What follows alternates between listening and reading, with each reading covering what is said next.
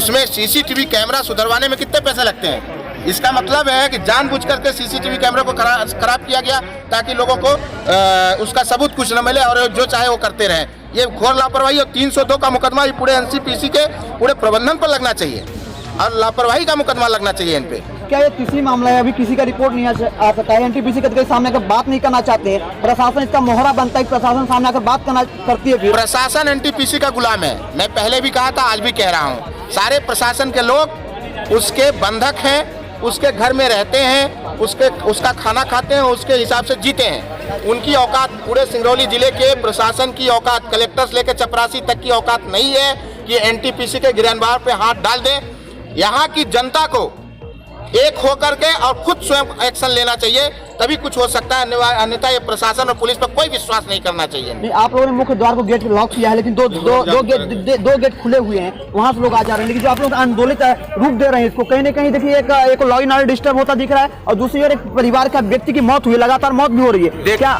इसमें कितनी कानून कितना आपको सहयोग करने वाला है? देखिए, आपको बता दूं, ये तो अभी शुरुआत है। अभी माननीय टीआई महोदय से बात हुई है, उन्होंने कहा कि सर्च चल रही है, कुछ 1-2 घंटे में कुछ प्राथमिक रिजल्ट वो देंगे कि क्या हुआ है, कैसे हुआ है। ठीक है, अगर नहीं देते हैं तो सारे गेट बंद किए जाएंगे, इसमें कोई दो राय की बात नहीं है। और रही बात लॉ एंड ऑर्डर की, ये इसकी जिम्मेवारी पुलिस और प्रशासन पर है, क्योंकि अगर प्रशासन ने, पुलिस ने समय पर कार्रवाई की होती तो एनटीपीसी में सजगता आती और इतना लापरवाही नहीं होती और कई लोगों की ऐसे यूं ही जान नहीं चली जाती।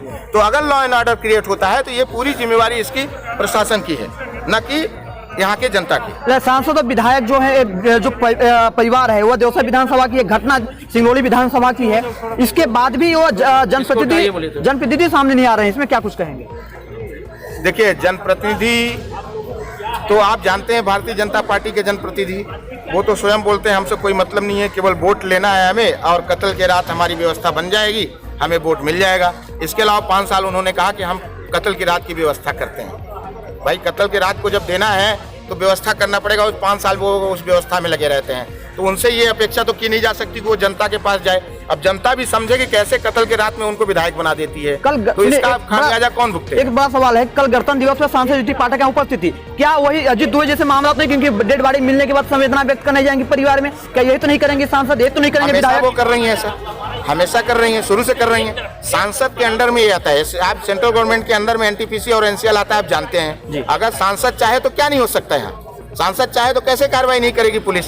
सांसद चाहे तो कैसे सुधार नहीं हो सकता एनटीपीसी पर? लेकिन सांसद को चाहना नहीं है, सांसद को तो केवल साड़ी पहन के घुमाना है, अपने आकर के हैवी साड़ियां दिखानी है और ताम झाम करके और माल बटोर के चले जाना है। तमाम जो चीजें इनके सवाल थे, कहीं न कहीं सत्ताधारी नेताओं के लिए भी सवाल है, गरीब मजदूर परिवार के सवाल है।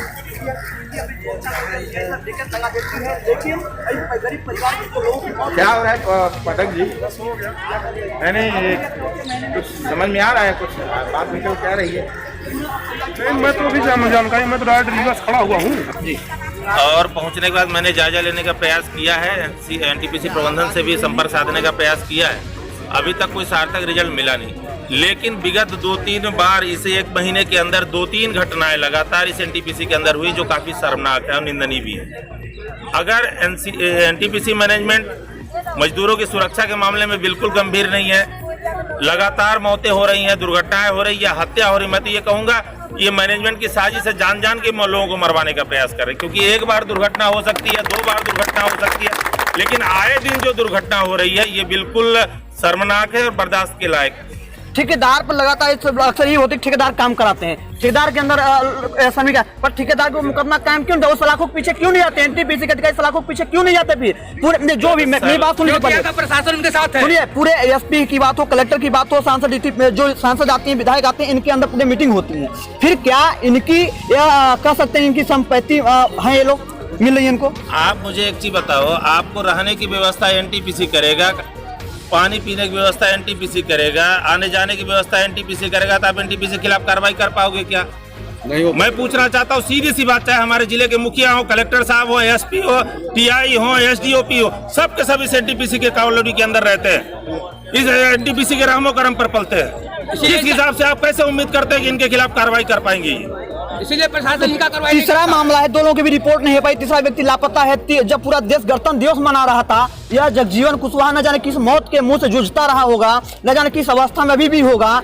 पूरे यह गणतंत्र दिवस की शुभ अवसर जो यहाँ सांसद रीति पाठक, जिला कलेक्टर, पूरे विधायक उपस्थित थे, उस अवसर में क्या आज यहाँ आएंगे या नहीं आएंगे?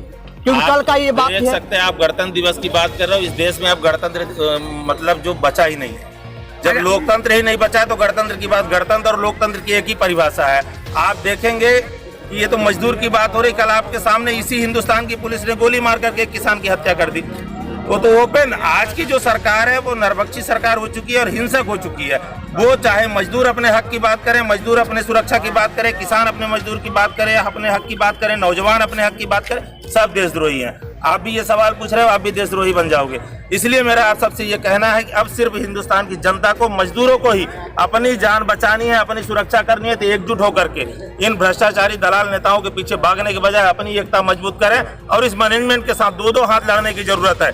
कोई मरोगत नहीं इनके साथ करने की।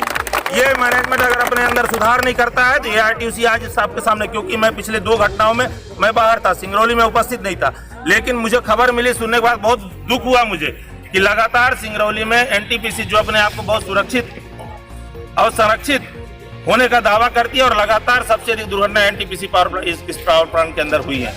मैं आज अभी आप सबसे बात कर रहा हूँ, CSP साहब, TI साहब दोनों अंदर हैं और जैसे दोनों अंदर आते हैं, अगर वो मजदूर की मौत हुई है तो देर उनको डेड बॉडी देनी पड़ेगी, अगर मजदूर जिंदा है तो भी लाके देना पड़ेगा, एक्सीडेंटल है तो किस हॉस्पिटल में ये भी बताना पड़ेगा। और बिना यहाँ से जवाब लिए हम लोग यहाँ से हटने वाले नहीं है, चाहे किसी सूरत तक कुछ भी हो जाए।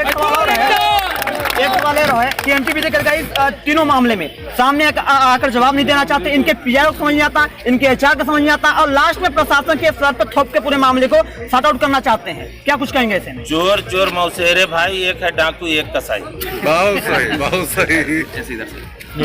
जब किसके ऊपर सवाल करोगे?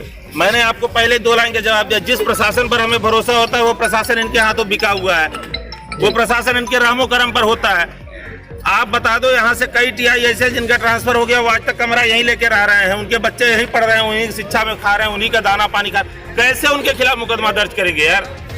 अब हमारे पास एक विकल्प है, वो न्यायालय, लेकिन न्यायालय भी अब कितना भरोसेमंद रह गया है आप सबके सामने है, उससे कुछ कहा नहीं जा सकता। लेकिन इस सब चीजों से बचने के लिए हमारे पास मजदूरों की ताकत है। मजदूर ही अपनी एकता को बुलंद करेंगे और अपनी जान, जीवन और अपने अधिकार की सुरक्षा करेंगे। बाकी ये जो छुटभैये नेता हैं जो वोट के लालच में आकर के या ट्रेड यूनियन बना करके मजदूरों से सिर्फ चंदा वसूली करते हैं, ऐसे नेताओं को भी सबक सिखाने की जरूरत अब हो चुकी है। और वो फैसला मैं मजदूर साथियों के ऊपर छोड़ूंगा, वो अपना फैसला खुद तय करेंगे कि कौन उनका हितैषी है, कौन उनके बारे में सोचता है, कौन उनके बारे में समझता है, कौन उनके लिए लड़ेगा। ये भी फैसला मजदूर साथी करेंगे। ट्रेड यूनियन की बात कर रहे हैं, अभी आप आवाज उठाएंगे तो वो कलेक्टर से शिकायत करने चले जाएंगे कि हम लोग आवाज उठा रहे हैं। बिल्कुल कर दे ना, कोई फर्क नहीं पड़ता, बिल्कुल कर दे। AITUC all India trade union Congress किसी भी सूरत में इनसे दबने वाली नहीं है। AITUC ये क्या मोदी गवर्नमेंट तक हमला कर सकती, कोई फर्क नहीं पड़ता। आप जेल में बंद करोगे चलने को तैयार है, जिला बदर करोगे वो भी होने को तैयार है, लेकिन मजदूरों की हक की लड़ाई तो छोड़ने को तैयार नहीं है ना। सही चीज में झुकेंगे नहीं। इसके पहले भी इन्होंने हमारे साथ जो कुछ किया सब देखा, पूरा मजदूर जानता है सिंगरौली का। मुझे उससे कोई घबराने की जरूरत नहीं, लेकिन लड़ाई अगर किसी की जान पर जानी पड़े तो चाहे हमारी जान जाए या क्या नाम जगजीवन लाल की जाए, जान तो जान है, बराबर है। इसलिए कोई फर्क नहीं पड़ता।